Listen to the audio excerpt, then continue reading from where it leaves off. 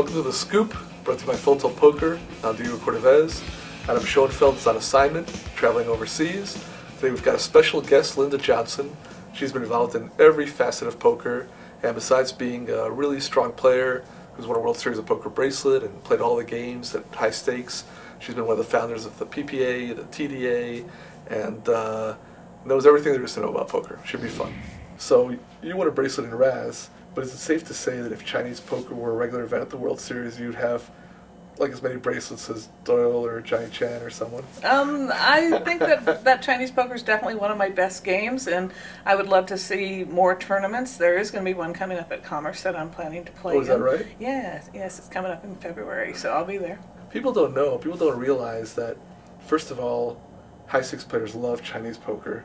During the World Series, on the breaks, the Chinese poker games are bigger than the tournament games or the cash games, but that there is a lot of skill to it too. It has kind of a reputation that you just deal the cards and there's definitely a lot of skill, especially in the deuce to seven version of it. Right. In the high version, pretty much everybody's going to set the same, the hand the same way. But when you get to deuce to seven, now you have lots of options, and that's where I think the most skill comes in Chinese poker. But yeah. You're right; they play nosebleed Chinese poker, bet your life Chinese poker. I mean, it would make a good show, like a good high stakes poker show, because people get really passionate about it. And of course, there's the criticism of how other people are playing. I mean, every aspect of it is pretty good. Yeah, it is. Sometimes, and people who play Chinese poker, they can play all night long. I mean, I do. And even if you don't play for anything, it's a game that the viewers at home can learn to play. It's a great pastime. When you're playing, besides setting the hands, are you also reading the other players to any extent as far as like what they're doing? Some people actually have tells in Chinese poker. I played a guy one time for big money, much more money than I'm even comfortable playing with, but the reason I did is because he had tells. He would always set down his best hand first, so so whether he put it down in the middle or the back or the front, I would know where to make my two strong hands. Oh my God, really? So yeah. Did he ever figure out that this was a bad? No, I didn't tell him. So, but I mean, it'd be funny to catch up with him like a year later, see if he ever caught on that this is a bad plan. No, I mean it was perfect for me. So some people tell me that, I mean, I think I'm pretty good at setting the hands, but I don't have like that next level of play. But that. Obviously, when people get the cards, they set them in a certain order, and then you can deduce things from that. Just when people are shuffling them around and where they put them in their hands, correct, and as they move them around and stuff like that. So this is all part of the advanced. Yeah, some of the best players don't arrange things in their hand. They look at the hand and they know what they're going to do automatically. So. Right, be a better way to so you don't really give off those kind of tells. So.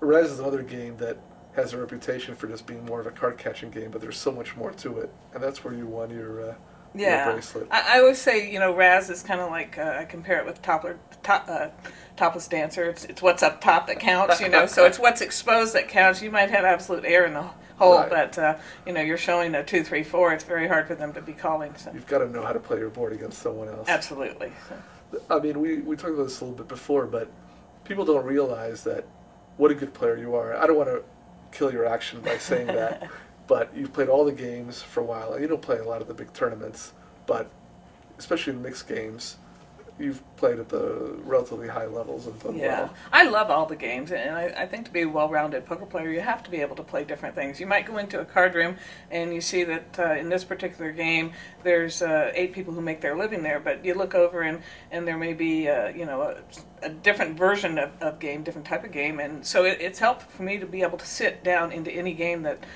looks like it's the best game in the house. Mm-hmm. So. But the thing is, you've made such a name for yourself. First publishing card player with a PPA, with a TDA, with all sorts of other events.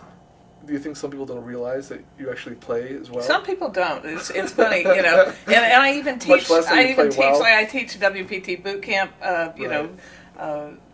training, and I used to do private teaching. I don't anymore. But yeah, you're right. Some people, see me just, as or host or as a host or announcing something like the that. Yeah, WPT. yeah. I had one kid one time say to me, "Oh, I didn't know you could play poker." I said, Right. "Well, let's go play a $10,000 freeze out, and we'll find out." You know, Right, I mean, good. but So, no, so a little ways I here. play. I play a lot. I play every day. I play mostly online. As you said, I don't play tournaments because I don't have the time to sit there for days on end. I've had a lot of cashes at the World Series, and you know, obviously winning the bracelet was a highlight of my Right. poker career. But yeah, I love to play. And You don't mind being more low key, where people don't know that Yeah. you don't have the ego. Right. No, Problem. I don't have to go out there and you know and you know prove that I'm a great Right. player or anything like that. Unless- I played for a living for a long time, from 1980 till 1992 when I bought the Card Player magazine. That's all I did, and I loved it. This is before there was sponsorship and rake back and Yeah, other things yeah. that make it a lot easier to. Exactly. To Yeah. play. I'm like, why wasn't I born 20 years later? So. Well, not just and not just those things, but what people don't realize is just finding a game.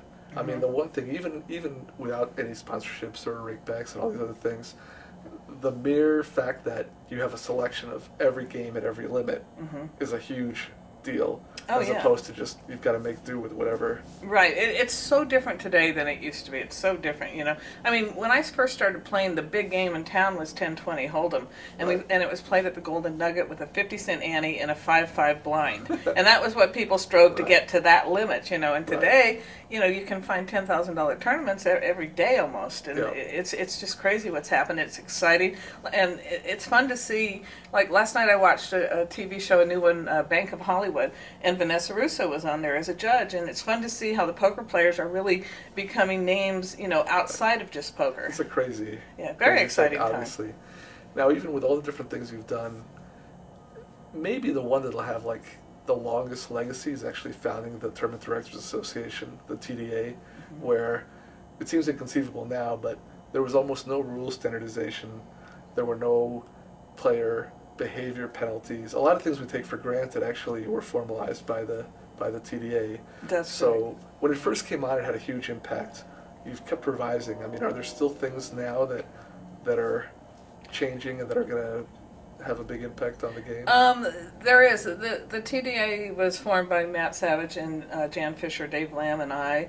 And as you said, back before we did it, there were no standardized rules. You might go to one tournament and they had 5 raises, and you'd go to another tournament and they had 3 raises. And, you know, just about every single casino now follows TDA rules. And so it's good to know if I play in New York or if I play in Oregon, that if it's a TDA sanctioned tournament, that they're going to be using a moving button versus a dead button, Right. or vice versa. Right. And so it's important, I think, and I'm very proud of the fact that I was one of the people involved with starting it. We still have a long way to go.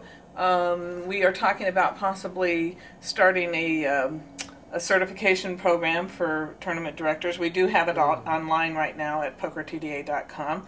We've just started a big forum where people are allowed to write in and you know, ask for how would you have ruled this one, and there's Right. some very interesting discussion on there at pokertda.com. And yeah, so it's exciting. Are there still areas in the rules that are still, I mean, obviously, initially there was a huge impact just to standardize everything, and then since then there have been things that have evolved. Are there still areas that still either are in need of kind of Well, codification? we've really tried to cover just about everything that we could think of that needs to be done. But, you know, we came up with 5 new rules this year at the summit, you know, like how many people are going to be at a final table. You know, is it going to be 9-handed or 10-handed, that kind of stuff. So, you know, there's always things that are going to come up, and as they do, we'll try to get them handled. But, you know, you mentioned the penalties. I think I listened to the Jack McClellan interview, and, Oh, yeah. you know, I've known Jack for 30 years, and it's true that back in the day, you know, there was a lot of abuse going on, and Yes. you know, People don't even know what, I mean, a it whole was different tough. level. People Yeah. think watching like Phil Hellmuth on TV is bad. That's yeah, nothing. it isn't compared to, you know, what used to There's go like on. real I mean, physical abuse Yeah. with like literal death threats of dealers and foremen and other players yeah, and stuff. yeah, you know, it's shocking, and today's atmosphere is so much better than it used to be. You know, I always say that I would be proud today to take my mother into a poker room, but back when I first started, not so much. You know? Right. So. Thanks for joining us on The Scoop, brought to you by Full Tilt Poker. Linda Johnson cannot be contained in one episode. She's got so much good stuff to say, so she'll be back next week. In the meantime, write to us at The Scoop at cardplayer.com.